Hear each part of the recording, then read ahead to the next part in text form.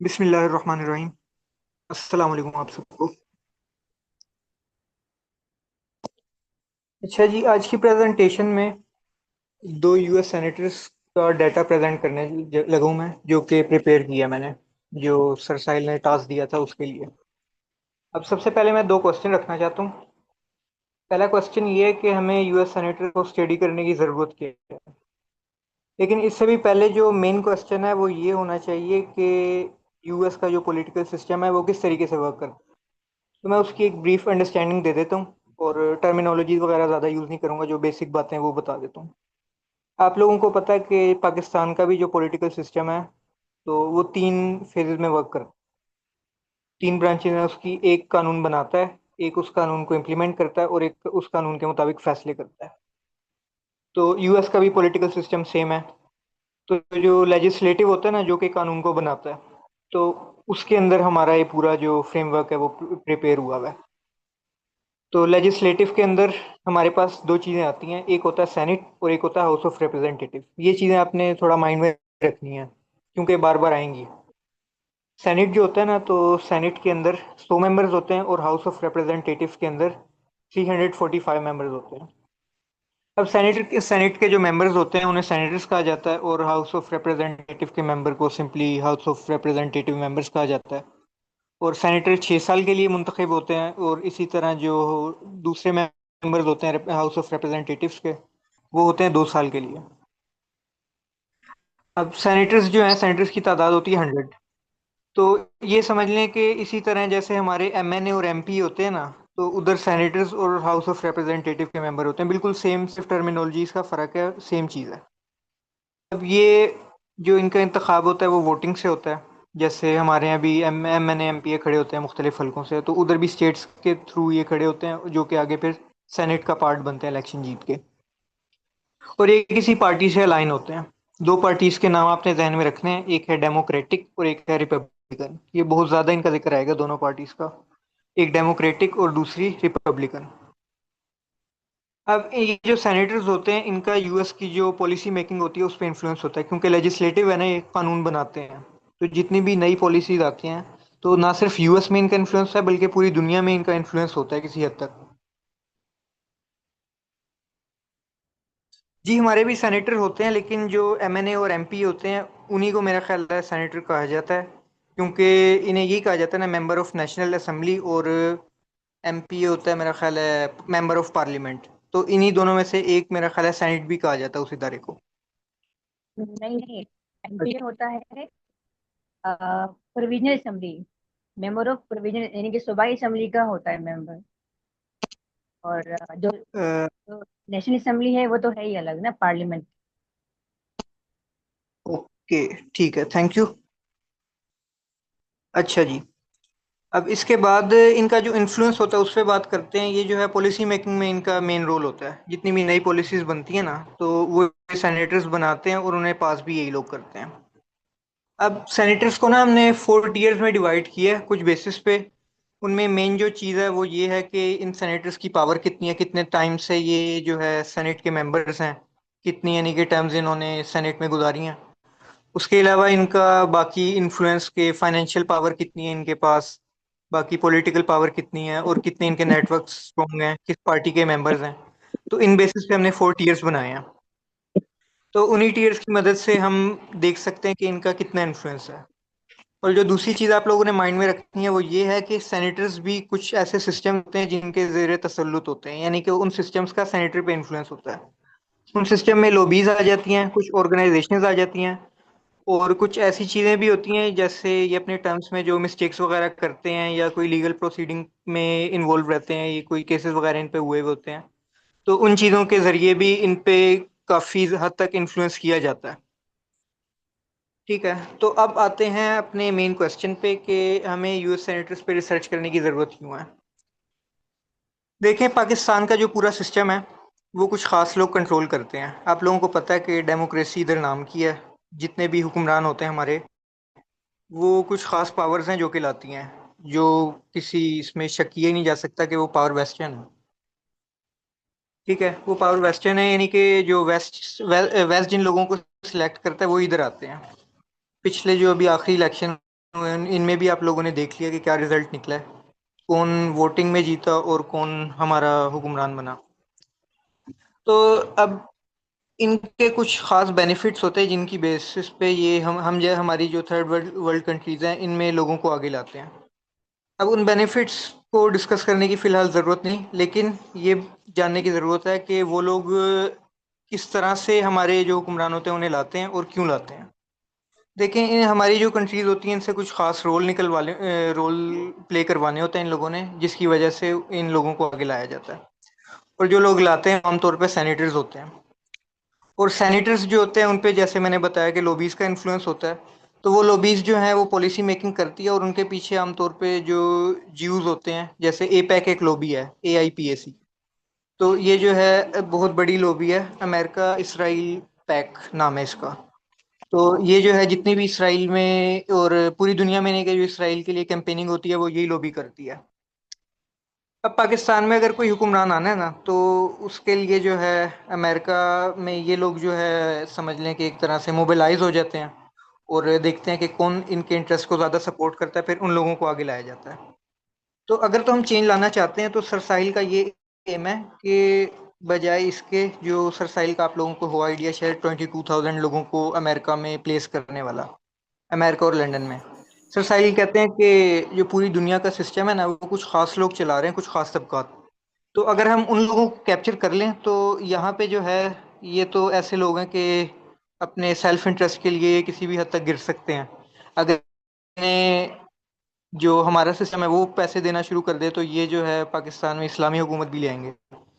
तो हमें जो है उन सिस्टम्स को कैप्चर करने या उन्हें अंडरस्टैंड करने की ज़रूरत है सबसे पहले। तो ये बेसिक पर्पज़ है इस रिसर्च का। अब मैं सबसे पहले हमारा जो टियर 1 का एक सेनेटर है, चक्स कमर, उसके ऊपर जो स्लाइड्स प्रिपेयर किए हैं उनका डाटा आपके सामने रखता हूँ। आप लोगों को शो हो रहा है कि ये जो है डेमोक्रेटिक मेंबर है, यानी कि दो पार्टीज मैंने बताई थी, एक रिपब्लिकन एक डेमोक्रेटिक, तो ये डेमोक्रेट का मेंबर है। और टियर 1 है, यानी कि जो सबसे हाई इन्फ्लुएंस वाले लोग हैं ना उसका मेंबर है। नेक्स्ट स्लाइड कर दें भाई।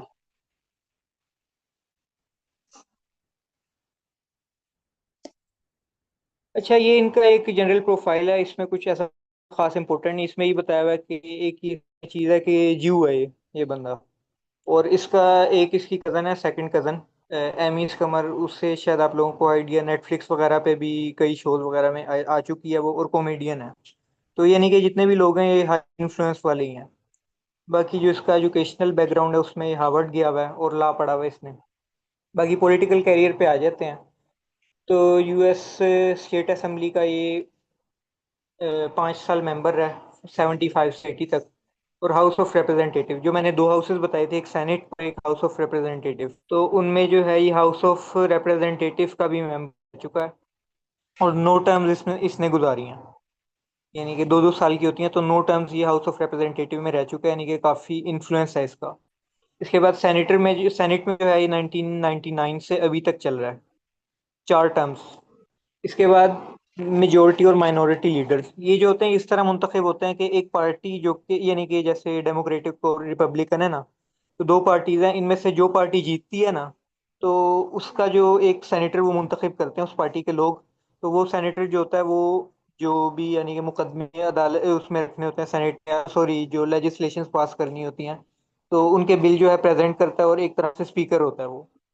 इसके बाद जो माइनॉरिटी लीडर होता है वो जो दूसरी पार्टी होती है ना वो मुंतखब करती है, यानी दो सेनेटर्स होते हैं डिफरेंट पार्टीज के, और वो जो माइनॉरिटी लीडर होता है वो उस बिल को अपोज करता है अपने मफाद के मुताबिक, या जिन जो लॉबीज उसे बैक करती हैं उनके मफादात के मुताबिक। क्लियर कर लें भाई स्लाइड।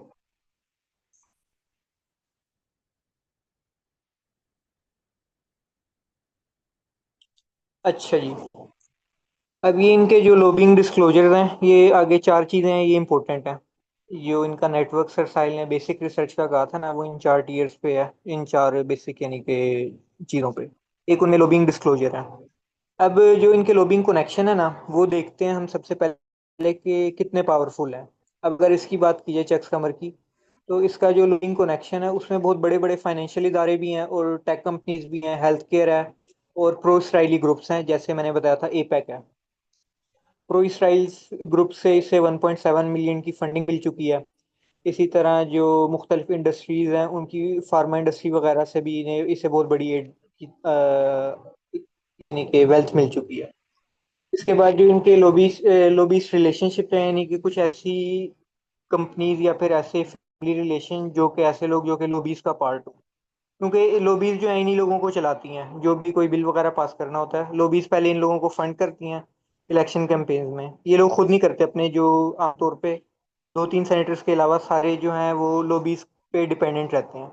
जब भी इलेक्शन आते हैं तो लॉबीज अपने मोबिलाइज करती हैं जितने भी फाइनेंशियल चैनल्स होते हैं, और उनकी बेसिस पे इन्हें सपोर्ट करती हैं। और फिर ये लोग जो हैं वो उन लॉबीज को इस तरीके से सपोर्ट करते हैं कि उन लॉबीज को भी आगे से कुछ कंपनीज ने पैसे दिए हुए होते हैं। तो उन कंपनीज के जो है आगे से फिट में लोग लेजिस्लेशंस पास करते हैं, या फिर एटलीस्ट उन कंपनीज की जो कुछ ऐसी फाइनेंशियल पॉइंट्स होते हैं उनको उनकी हिफाजत करते हैं, यानी कि कंपनी को ज़्यादा टैक्स वगैरह ना देना पड़े, इस किस्म की। तो इसकी जो फैमिली टाइज हैं उसमें जो इसकी बेटी है वो अमेजोन में लॉबीस्ट के तौर पर रजिस्टर्ड है। इसी तरह एलिसन इसकी एक और बेटी का जिक्र है जो कि मेटा में काम कर चुकी है। और इसके अलावा एक चीज़ है रिवॉल्विंग डोर, ये बहुत इंपॉर्टेंट है। यूएस में होता ये है कि जितने भी सेंटर्स होते हैं ना, तो उनके कुछ खास लोगों के साथ नेटवर्क बन जाते हैं ऑटोमेटिकली जब वो यूएस का सेनेट का पार्ट बनते हैं। मसलन एक बंदा सेनेटर है तो उसके अंडर जो लोग काम कर रहे हैं वो उससे अच्छी तरह से वाकिफ हो जाते हैं। उन्हें पता चल जाता है कि ये बंदा जो है किन चीज़ों पे बिक सकता है एक तरह से, या क्या इसके प्रेशर पॉइंट्स हैं। तो उसके बाद वो कुछ टाइम के बाद जो अपनी वो जॉब होती है वो छोड़ के कुछ लॉबीज का पार्ट बन जाते हैं। और उन लॉबीज में जब वो जाते हैं तो उन्हें पता होता है कि इस सेनेटर का प्रेशर पॉइंट क्या है, और वो उसे यूज करते हैं और दोनों लोगों को फायदा देते हैं, लॉबीज को भी और जो सेनेटर होता है उसे भी, यानी कि दोनों लोगों के ताफुज, दोनों बॉडीज के ताफुज का काम करते हैं। तो ये भी जो है ये समझ लें कि एक तरह से इलीगल है अमेरिका में, जो रिवॉल्विंग डोर की फिनोमिना है रिवॉल्विंग डोर का। तो इसे भी यूटिलाइज किया जाता है कई मामलात में। इसके बाद जो इसका लेजिस्लेटिव इम्पैक्ट है उस पर बात करते हैं कि ये जो है हेल्थ इंश्योरेंस लॉबीज ने फंड किया इसे, मेडिकेयर एक्सपेंशन के नाम पे कुछ फंडिंग दी हुई है। इसके अलावा drug price inflation penalties remove करवाई थी इसने, क्योंकि जब भी कोई फर्ज करें कि कोई ड्रग की कंपनी ने लॉबी में इसे, यानी कि लॉबिंग के दौरान फंडिंग की है इसे, तो फिर जाहिर सी बात है कि वो कोई बेनिफिट चाहेंगी, तो फिर ये जो है टैक्स वगैरह कम कर देते हैं जैसे मैंने बताया। अच्छा जी, अब कुछ एलिजिड एक्टिविटीज़ हैं इसके इसके ऊपर जो कि कहा जाता है कि जिनमें इन्वॉल्व है। एक उसमें है कि जो इसकी बेटी अमेजोन और मेटा आगे आएगा, तो उसमें होता ये है कि कुछ ऑर्गेनाइजेशंस होती हैं वो डायरेक्टली फंड नहीं करती ताकि कानून में नाम ना आए उनका। वो क्या करती हैं, कुछ खास लोग अपने जो होते हैं उनके थ्रू इन्हें फंडिंग करवाती हैं ताकि उनका नाम भी ना आए और इन लोगों को पैसे मिले, और बाद में ये जो है उन कंपनीज को सपोर्ट करें। तो इस पे इस तरह के भी केसेस हैं। और बाकी इसका जो सन इन लॉ है वो ब्लैक स्टोन एक कंपनी है अमेरिका की बहुत बड़ी। ब्लैक रॉक का आप लोगों ने नाम सुना होगा, ये उसी की आगे से एक ब्रांच है जो कि बाद में डिस्कनेक्ट हो गई थी।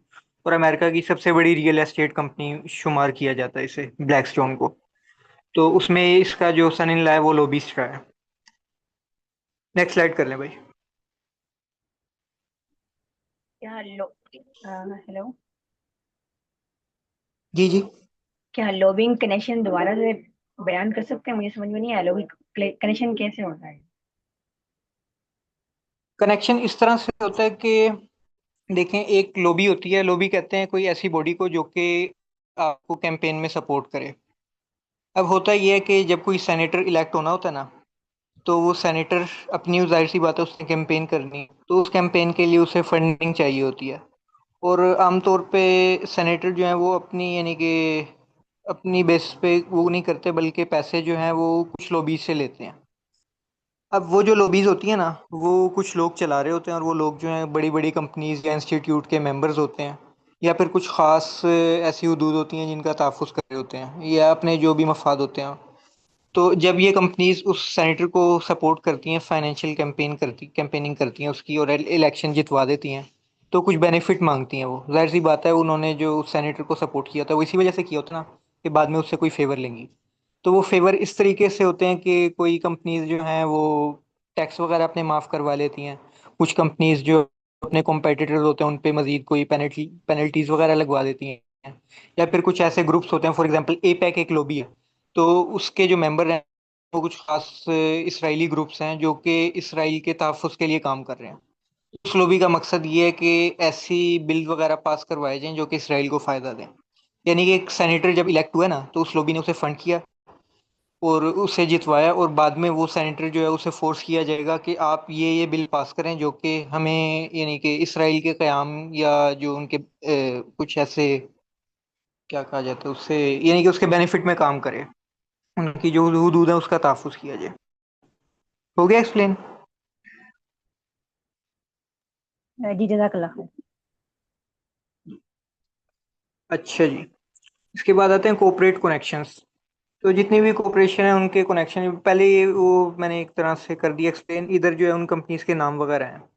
अच्छा जी, अब जो इंडस्ट्रीज हैं उनमें आ जाते हैं। तो सिक्योरिटी और इन्वेस्टमेंट कंपनीज जो हैं, वॉल स्ट्रीट की, तो वो इसका पार्ट है। और इसके अलावा फार्मास्यूटिकल कंपनीज हैं, रियल एस्टेट है और टेक्नोलॉजी कंपनीज हैं।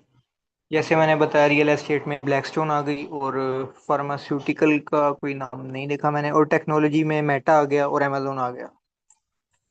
तो इसके बाद जो वॉल स्ट्रीट की फर्म्स हैं, गोल्डमैन सैच्स, सिटी ग्रुप और ब्लैकस्टोन, वो जो है टॉप डोनर्स हैं इनके। और आगे बताया हुआ है कि $289,000 इसने फार्मास्यूटिकल कंपनी से हासिल किए हैं। इसके बाद जो इसकी लेजिस्लेशन में है वो 1999 में रिपेल ग्लास की कोई एक्ट इसने मंजूर करवाया था। इसके बाद वही बात आ गई कि गूगल अमेजोन वगैरह जो है उनके इंटरेस्ट में काम करते हैं लोग, उनसे फंडिंग लेके, और बिल वगैरह भी इसी किस्म के मंजूर करवाते हैं जिससे बाद में उन्हें फायदा दिया जाए। अच्छा, अब कुछ, हाँ, डार्क मनी उसे कहा जाता है। जैसे मैंने जिक्र किया था ना पहले कि कुछ ऐसे चैनल्स होते हैं जिनके थ्रू ये कंपनीज, गूगल वगैरह, डायरेक्ट फंडिंग फंडिंग नहीं करती। ये कुछ ऐसे चैनल्स होते हैं जिनके थ्रू फंडिंग करती हैं ताकि उन पे नाम ना आए। यानी कि कोई उनके क्लोज कंपनी हो गए, रिलेशन हो गए, या फिर कोई ऐसी जो पेरेंट कंपनीज होती हैं उसके आगे से जो सब कंपनीज होती हैं जो इतनी रिकॉग्नाइज नहीं होती, उनके थ्रू फंडिंग की जाती है। तो इस तरीके से एक तरह से उस मनी का कोई रिकॉर्ड नहीं होता कि वो किधर से आई है। तो वो इन सेनेटर्स को ट्रांसफर की जाती है, और बाद में जो पूरा इंस्टीट्यूट होता है या कोई कंपनी होती है उसके तहफ़्फ़ुज़ में फिर बिल वगैरह मंजूर करवाए जाते हैं। अच्छा जी, फिर आगे वही फैमिली कॉन्फ्लिक्ट में जो इसका सन इन लॉ ब्लैकस्टोन में है वो चीज़ है, और रिवॉल्विंग डोर मैंने एक्सप्लेन कर दिया हुआ है। Next slide.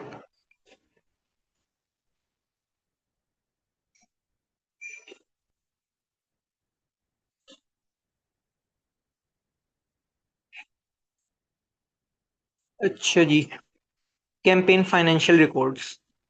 अब इसकी जो फंड रेजिंग है उस पर बात कर ली जाए कि $40 मिलियन जो है इसने अपनी दो रेसेस में, यानी कि दो इलेक्शन की जो कैंपेन्स हैं उनमें इकट्ठे किए थे।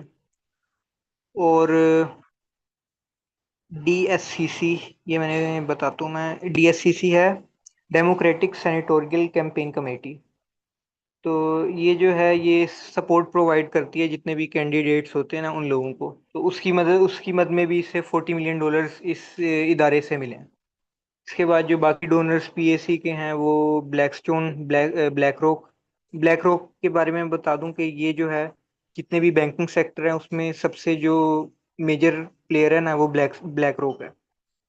तो ये जितने भी बड़े बड़े बैंक्स हैं ना, तो यही लोग इसे कंट्रोल कर रहे हैं। और जो US का पूरा फाइनेंशियल नेटवर्क है ना, उसे भी 13 बैंक कंट्रोल करते हैं। वो जो है एक प्राइवेटाइज इदारा है जिसे 13 बैंक कंट्रोल करते हैं, और उन्हीं में ब्लैक रॉक भी शामिल है।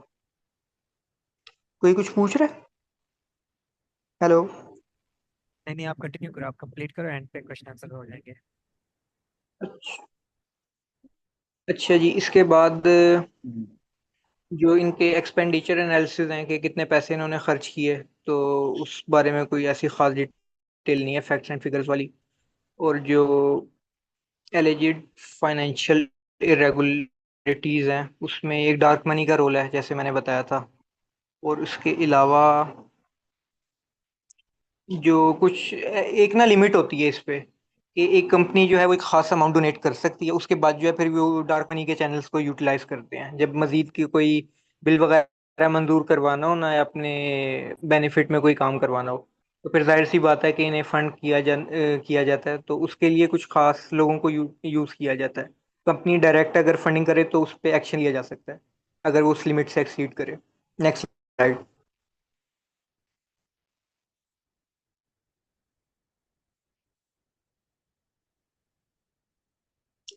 अच्छा, अब जो पीछे मैंने तीन चीजें जिक्र की कि कितनी कितनी इन्हें कहाँ कहाँ से कैंपेन मिलती है और किन किन बॉडीज का ये पार्ट रहा है, तो उसके बाद उस चीज को मैंने कंपेयर किया इनके जो इलेक्शन परफॉर्मेंस है उस चीज से। तो आप लोग देख सकते हैं कि कितनी हाई मेजोरिटी इसने सारे इलेक्शन में हासिल की है। पहले इलेक्शन में 14% मेजोरिटी, अगले में 43%, फिर 34, 47, फिर 10%। तो ये जो है डायरेक्ट कोरिलेशन बताती है कि जितनी भी इसे फंडिंग मिली है तो उसकी वजह से इसका जो कैंपेन में जीता है। और जाहिर सी बात है, जब ये कैंपेन जीता है तो फिर इसने जितनी भी पॉलिसी मेकिंग है उसमें उन लोगों को डिफेंड किया होगा जो कि फंड करती रही हैं इसे, या जो बॉडीज इसे सपोर्ट करती रही हैं, तो उनकी जो आगे बिल वगैरह हैं वो इसने मंजूर करवाए होंगे। आगे ये यही बता रहा है जो इलेक्शन रिजल्ट बाई ईयर है कि ये जो है सारे इलेक्शन में जो है रिजल्ट को रिलेशन नजर आता है और कोई फ्रॉड वगैरह की इस पे एलिगेशंस नहीं है। Next slide.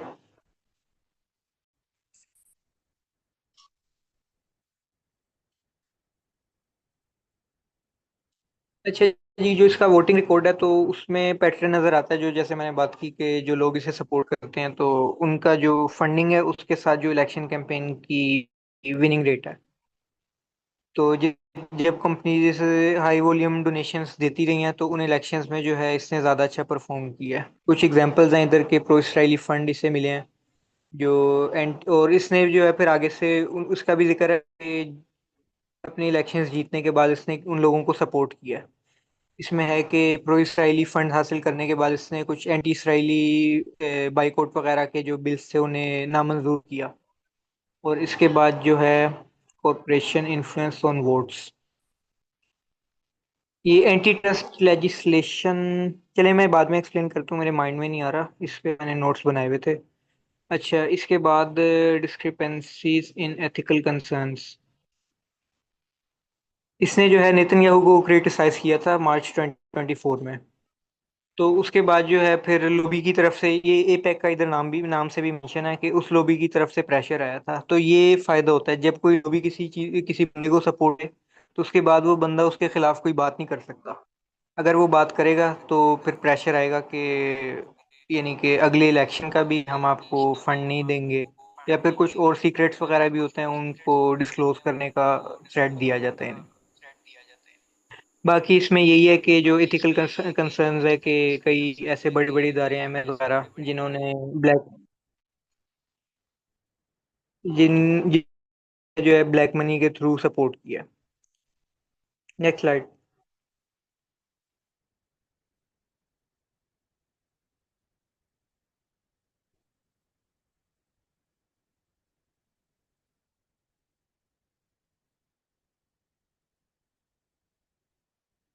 अच्छा जी, अब इनके जो फैमिली रिलेशन हैं उसका एक नेटवर्क मैंने ड्रा किया है। ये इधर कोई इतना खास बेनिफिशियल तो नहीं रहेगा, लेकिन जो मेन इसके कनेक्शन है वो मैंने इधर मार्क किए हुए हैं कि ये जो सी ट्रांसपोर्टेशन कमीशन की कमिश्नर है जो न्यूयॉर्क की ट्रांसपोर्टेशन है। इसके बाद जो इसकी दो बेटियां, मैंने बताया कि अमेजोन और मेटा में काम करती रही हैं। और बाकी वही जो एमी स्कमर है वो बहुत बड़ी इन्फ्लुएंसर, वो कॉमेडियन भी रह चुकी है और नेटफ्लिक्स पे शोज में भी कई बार फीचर हो चुकी है। इसके बाद जो strongest financial connection, family connection है, उनमें वही जो माइकल शेपिरो है जो कि सन इन लॉ ब्लैकस्टोन में काम करता रहा है। इसके बाद जो एलिजिड फैमिली बेस्ड इन्फ्लुएंस है, इसमें कोई ऐसी अनवेरिफाइड रिपोर्ट नहीं है। और बाकी वही उसी का जिक्र है सन इन लॉ का। नेक्स्ट।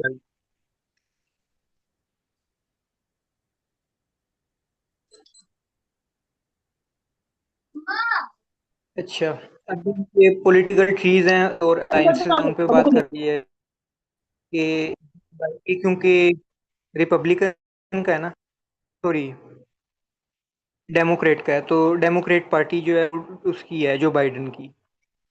दो पार्टी जो रिपब्लिकन है वो उनकी है, ट्रम्प एडमिनिस्ट्रेशन की, और जो डेमोक्रेटिक है वो जो बाइडेन की। तो जो बाइडेन के साथ इसके काफ़ी पुराने ताल्लुकात हैं। और इसके अलावा कुछ और सेनेटर्स का जिक्र है, और बाई पार्टीशन वर्क, ये एक इम्पोर्टेंट चीज़ है।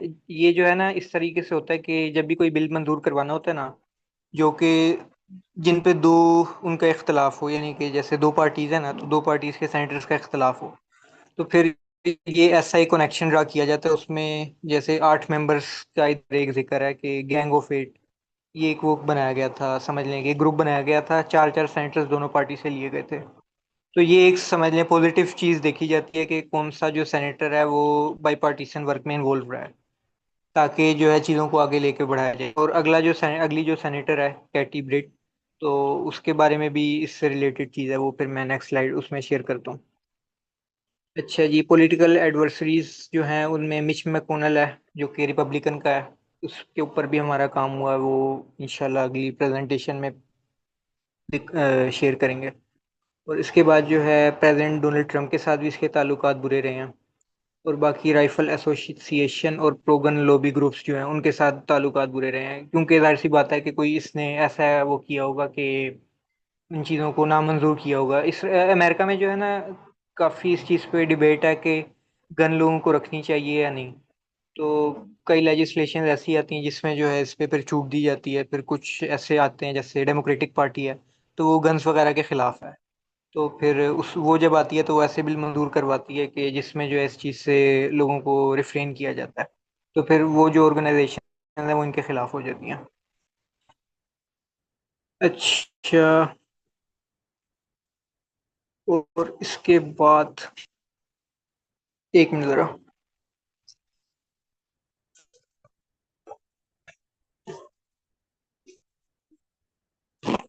अच्छा, अब इधर फिलीबस्टर का जिक्र है। फिलीबस्टर में बता देता हूँ, एक ऐसा टेक्टिक यूज़ किया जाता है जिसकी वजह से कोई भी जो बिल होता है ना, उसे ब्लॉक कर दिया जाता है या फिर उसे डिले कर दिया जाता है। और इसकी कुछ वजूहत होती हैं। फॉर एग्जांपल, कंपनी पे टैक्स वगैरह लगाया जा रहा है ना, तो इसकी मदद से, फिलीबस्टर की मदद से उस चीज़ को आगे डिले कर दिया जाता है, ताकि उस कंपनी पे, या उस प्रोसेस को स्लो कर दिया जाता है ताकि उस कंपनी पे टैक्स वगैरह ना लगे। जाहिर सी बात है कि वो कंपनी जो है, लोग जो फाइनेंशियल वो चल रहा होता है कोई इनकी कैंपेनिंग, तो उसमें इन्हें सपोर्ट करती हैं इलेक्शन वगैरह में। Next slide.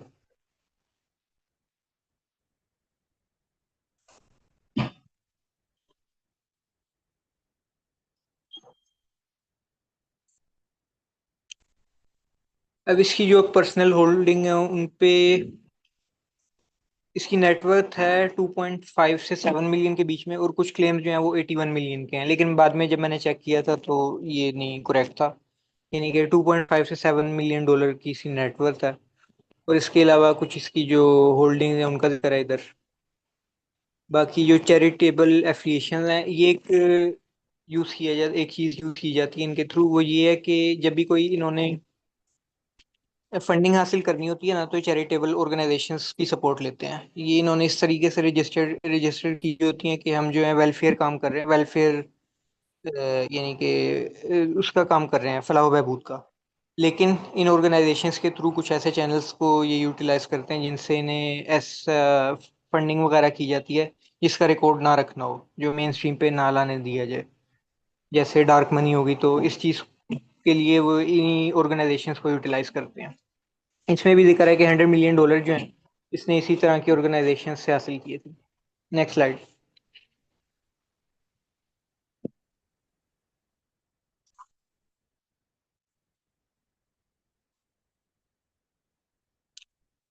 अच्छा, अब जो इसका बिजनेस वगैरह है, तो उसमें ये जिक्र है कि इसका कोई ऐसा खास बिजनेस में, यानी कि इसका अपना फैमिली बिजनेस नहीं है कोई। बाकी जो है इसके बाकी फैमिली मेंबर्स कुछ रह चुके हैं जिनका मैंने जिक्र कर दिया, अमेजोन में और मेटा में और ब्लैकस्टोन में। और बाकी जो इसके बिजनेस पार्टनर्स हैं, तो उसमें वूजू का जिक्र है, कोई कंपनी है। इसके बाद Blackstone group, Goldman Sachs, city group, और बाकी गूगल के साथ, अमेजोन के साथ, मेटा के साथ, और इसके अलावा हेल्थ इंश्योरेंस के ग्रुप्स के साथ। इसके अलावा आगे वही चीज़ है जो सन इन लॉ वाली चीज़ है, ब्लैकस्टोन का। Next slide.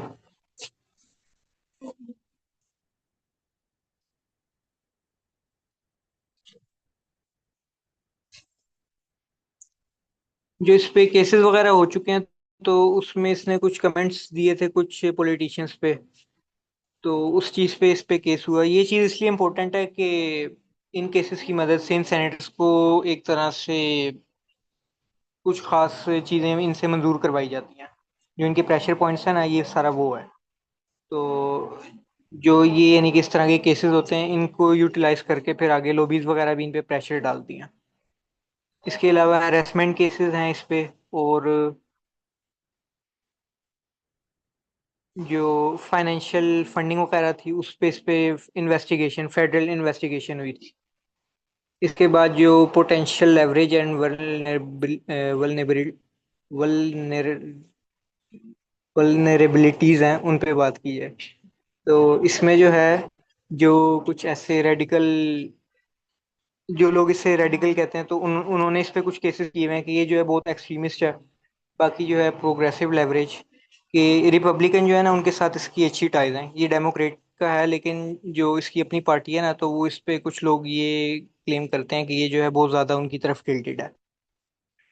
बाकी जो एथिकल वल्नरेबिलिटीज हैं, तो उसमें इसका फैमिली कनेक्शन जो है वो ये है कि यानी कि कॉन्फ्लिक्ट ऑफ इंटरेस्ट एक्विजिशन है। और इसके अलावा कुछ स्कैंडल्स वगैरह का पार्ट है, जैसे एप्स्टीन का आप लोगों को होगा आइडिया, जो कि ट्रैफिकिंग में इन्वॉल्व है। तो उसके साथ इसके ताल्लुकात हैं। और जो, लेकिन इस पे जो कोई एविडेंस वगैरह मौजूद नहीं है। और इसके बाद जी भाई, नेक्स्ट सेनेटर पे मूव करते हैं। Next slide.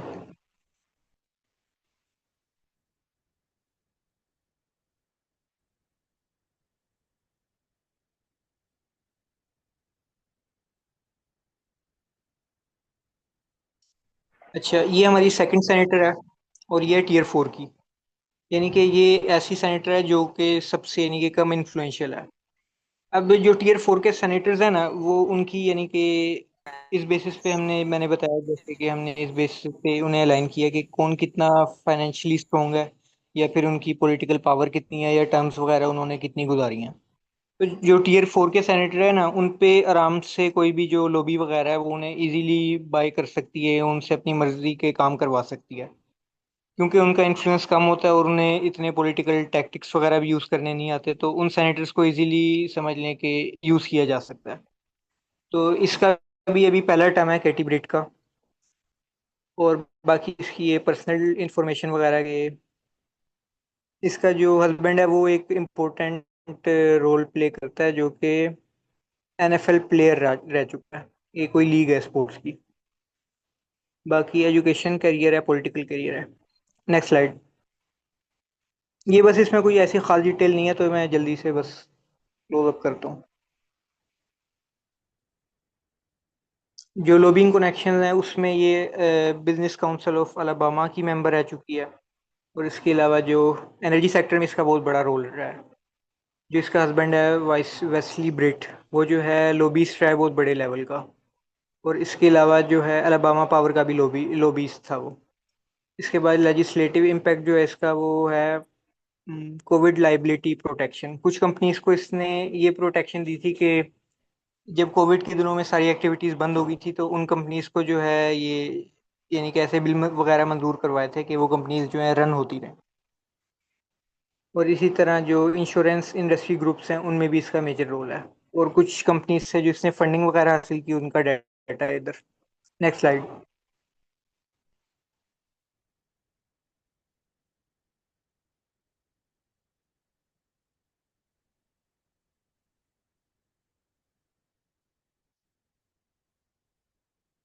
अच्छा जी।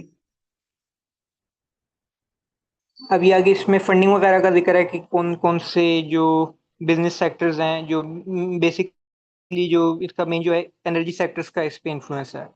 तो जो एनर्जी सेक्टर्स हैं उससे इसे 200 के डॉलर्स मिल चुके हैं। इसके अलावा Alabama keep Alabama open initiative इसने मंजूर करवाया, वही जो मैंने बताया था कि कोविड के दिनों में कंपनीज को जो है रन कंटिन्यू करने का। और इसके अलावा लीस्ट बाई पार्टीशियन सैनिटरी से डिक्लेयर किया गया है। मैंने जैसे बताया था ना, जो बाई पार्टीशियन होते हैं, ऐसा एक जब कोई बिल वगैरह मंजूर करना होता है ना जिसपे इख्तलाफ हो मुख्तलिफ पार्टीज का, तो उसमें इस चीज़ को यूटिलाइज किया जाता है कि मुख्तलिफ पार्टीज मिलके एक ग्रुप बना लेते हैं जिसमें इक्वल नंबर ऑफ मेंबर्स होते हैं दोनों पार्टीज के।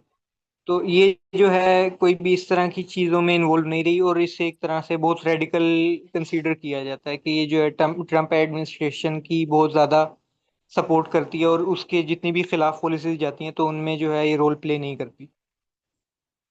और इसके अलावा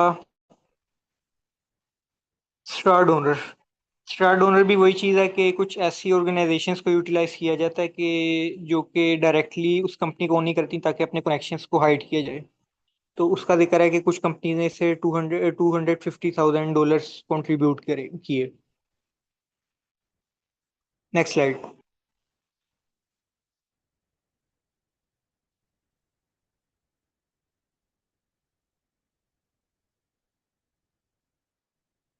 जो फंड रेजिंग है तो उसमें $2.24 मिलियन कैंपेन के फर्स्ट 23 डेज में कलेक्ट किए, और इसी तरह जो पूरी कैंपेन थी उसकी फाइनेंशियल रिकॉर्ड्स हैं इसमें। मेजर जो डोनर्स रहे हैं उसमें जो एनर्जी सेक्टर है वो रहा है, सिक्योरिटीज रही हैं, और इसके अलावा रियल एस्टेट और लीगल इंडस्ट्रीज। इसके अलावा मैककोनल एक सेनेटर है, मिच मैकोनल, तो उसके थ्रू भी इसकी काफी ज्यादा सपोर्ट हासिल की है। और इसके अलावा कुछ कंपनीज जिनमें नाइकी, बोइंग और यूनाइटेड एयरलाइंस हैं, उससे भी इसे फंडिंग मिली है। और एक्सपेंडिचर एनालिसिस पे बात की जाए तो इसमें $20 मिलियन जो हैं वो इससे जून 22 में मिले, और आगे अलबामा कंजर्वेशन फंड से भी इसे अच्छी खासी फंडिंग मिली है।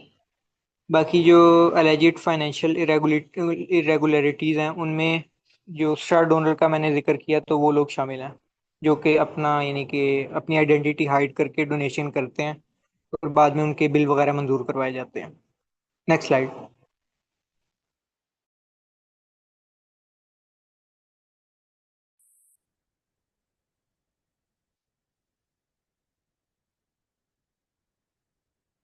अब ये जो है इसके इलेक्शन रिजल्ट्स हैं कि 44% मेजोरिटी, यानी कि 44% इसके जो यानी कि सपोर्टर थे उनकी इसके वोट्स हैं, और 29% जो ओपोनेंट था पहले इलेक्शन में। उसके बाद जो प्राइमरी रन ऑफ था उसमें 63% और 37% का वोटिंग काउंट है। और जो फिर जनरल इलेक्शन जिनमें ये मुंतखब होते हैं तो उसमें जो है 66% इसके वोट थे, और जो ओपोनेंट था विल बॉयड उसके 30% है। और ये पहली सेनेटर थी जो कि अलाबामा स्टेट से मुंतखब हुई थी।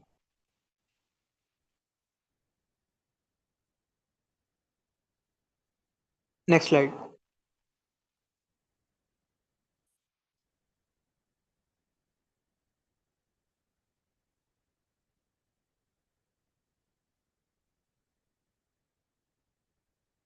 लॉबिंग फाइनेंशियल इन्फ्लुएंस जो है इस पे, वो जैसे मैंने बताया कि एनर्जी सेक्टर का और इसके अलावा जो इंश्योरेंस ग्रुप्स हैं उनका बहुत बड़ा रोल रहा है।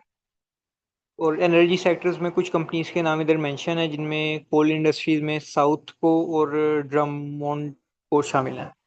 इसके बाद कॉरपोरेशन इन्फ्लुएंस,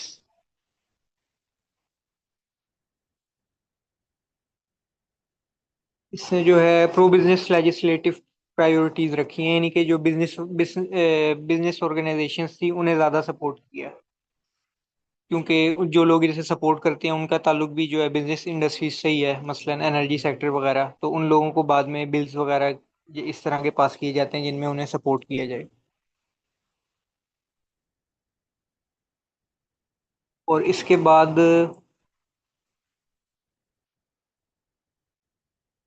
एलजीबीटीक्यू पे इसकी जो, एक मिनट,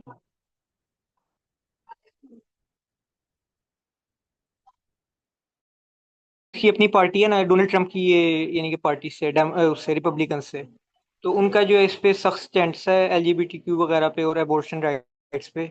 वो ये है कि इस चीज़ को यानी कि डिनाई करते हैं वो, लेकिन जो इसकी पॉलिसीज हैं तो वो इस चीज़ को सपोर्ट करती हैं। तो ये कह रहे हैं कि कॉन्ट्रडिक्शन है इस चीज़ में। Next slide.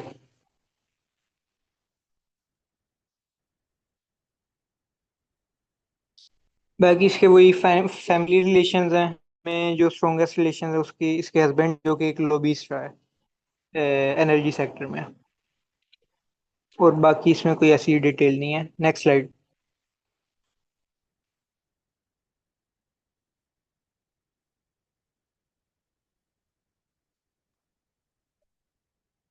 जो कि अलाइज रहे हैं, तो उनमें सेनेटर रिचर्ड शेल्बी शामिल है। इसके अलावा ट्रम्प एडमिनिस्ट्रेशन, क्योंकि ये उसी की मेंबर है रिपब्लिकन्स की। और इसके अलावा मिच मैकोनल, ये समझ लिए मिच मैकोनल की जितनी भी पॉलिसीज होती हैं ना उनके साथ अलाइन करती है। मिच मैकोनल भी रिपब्लिकन की मेंबर है। और इसके बाद जो इसके ओपोनेंट्स हैं उनमें माइक डुरेंट शामिल है। और जो विल बॉयड है एक सेनेटर, वो शामिल है। यानी कि बेसिकली जितने भी डेमोक्रेट पार्टी के मेंबर्स हैं जो इसकी स्टेट के हैं वो इसके अपोनेंट्स हैं। और बाकी फंडिंग वगैरह का जिक्र है कि नहीं, फंडिंग रोकने का जिक्र है कि 4.6 मिलियन जो है एफईसी कंप्लेन है फंडिंग रोकने के लिए, फंडिंग रोकने के मुतालिक। इसके बाद रियल एस्टेट कमीशन, जो इसकी होल्डिंग है अलाबामा में वो वन डॉलर की है। इसके बाद नेक्स्ट स्लाइड।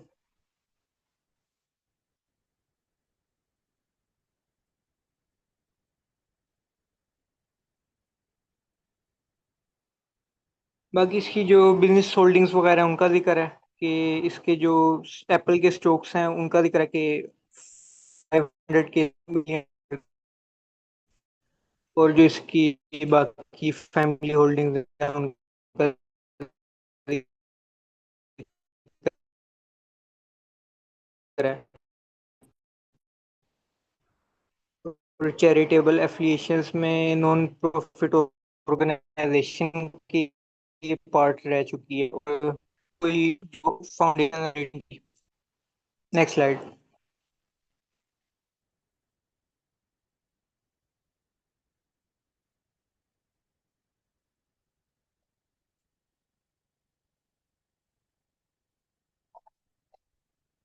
जो बिजनेस कनेक्शंस हैं उनमें बिजनेस काउंसिल ऑफ अलाबामा है जिसकी ये प्रेसिडेंट रह चुकी है।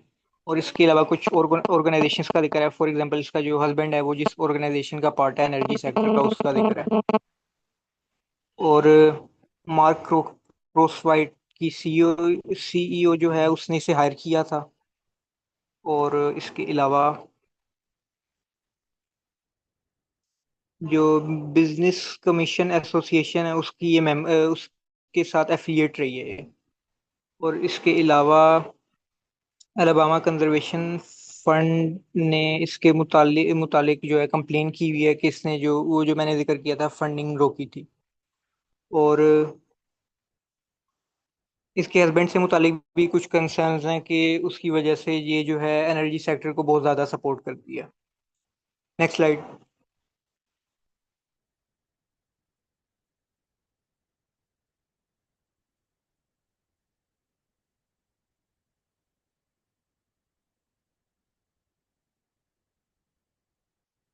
इस पे भी ट्रैफिकिंग वगैरह के जो है कंट्रोवर्सी है कि इसने हाँ एक बंदे पे किसी और पे केस किया था, उसकी डिटेल इसमें मेंशन नहीं है। इसने किसी और मेरा ख्याल है सेनेटर पे केस किया था इससे मुतालिक, जो कि बाद में फॉल्स साबित हुआ था। और इसके अलावा हाँ उसी का आगे इसमें जिक्र है कि उस स्टोरी को जो है मिस रिप्रेजेंट किया गया था। और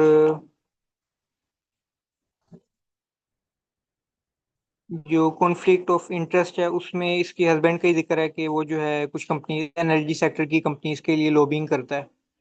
और उसके आगे सोर्स दी हुई है इधर।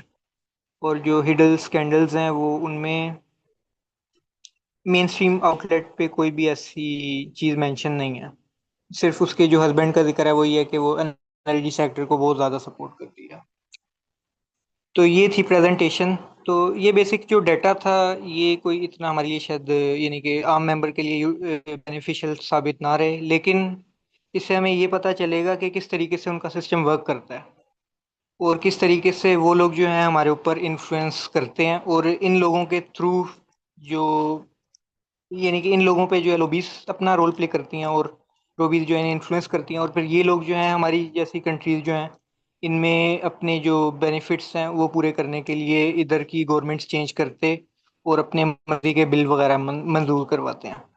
तो सर साहिल का बेसिक एम यही है कि इन लोगों को हम अपनी लॉबीज बना के कैप्चर करें, ताकि ये लोग जो हैं, क्योंकि हमारे इधर जितने भी हुक्मरान हैं, तो अगर उधर हम चेंज ले आए किसी तरीके से उनका सिस्टम चेंज कर दें तो हमारे सिस्टम में ऑटोमेटिकली चेंज आ जाएगा। तो ये बेसिक इसका पर्पस था। तो यहाँ पे प्रेजेंटेशन कंप्लीट होती है। आप लोगों के कोई क्वेश्चन है तो वो पूछ लें।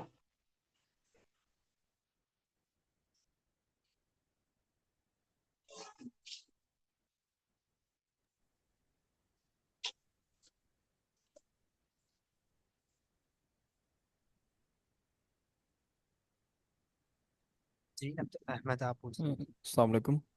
अच्छा, यार ये अ, ठीक है, हमें समझ तो आ गई है, लेकिन आप कह रहे हैं अब हम उनका सिस्टम थोड़ा चेंज करेंगे तब हमारे लिए थोड़ा बेनिफिशियल होगा। तो how do you plan to change their system, especially because हम वो हमें वैसे देखते ही थर्ड वर्ल्ड कंट्री में है, और हमें तो वैसे ही वो इतना, मैं कहते हैं, लिफ्ट नहीं कराते। तो बिकॉज सारी बातें, in order to do an impact आपको पहले अपनी वैल्यू बनानी पड़ती है एक टेबल के ऊपर। वो तो हमारी वैसी नहीं है। तो वो हमारी बात क्यों सुनेंगे, और कैसे वो हम वहाँ तक पहुँचेंगे कि हमारा इतना इफेक्ट हो कि हम उनके प्लान्स या उनकी जो सिस्टम्स हैं चेंज करें। अच्छा देखें, सर साहिल का जो एम है वो ये है कि हम अपने नेटवर्क बनाएं, जैसे आईएमएस एक नेटवर्क ही है ना। तो हम्म। अभी इसमें हम कोई ऐसा फाइनेंशियल हमारा सर्कल नहीं है और फाइनेंशियल नेटवर्क वर्किंग हम नहीं कर रहे, लेकिन आईएमएस के 7 मिलियन प्लस मेंबर हो चुके हैं, और इतने बिल्कुल। मेंबर एपैक में भी नहीं है। यानी कि हम अगर इस नेटवर्क को यूज़ करके अपनी एक नेटवर्किंग बनाएं और उसमें हम लॉबिंग करें और फंड्स रेज करें, तो हम इजीली अच्छे खासे सेनेटर्स को परचेज कर सकते हैं। अब जो सेनेटर हैं वो, अब मिच मैकोनेल जो आप लोगों ने देखा कि पहला सेनेटर टीयर 1 का, तो वो तो एक बिग बिग फिश में आता है। लेकिन जो टीयर 4 के सेनेटर हैं, तो जितने भी उन पे मैंने इस बारे में रिसर्च की थी, तो इन लोगों को $1 मिलियन दे के कुछ ऑर्गेनाइजेशंस अपनी मर्जी के बिल वगैरह मंजूर करवा लेती हैं। और जस्ट अ आपको मिनट। पता है कि उधर कोई भी बिल मंजूर करने के लिए 51% अथॉरिटी जो। जी जी। एक minute, just to be clear, आप ब्राइबरी की बात कर रहे हो आप?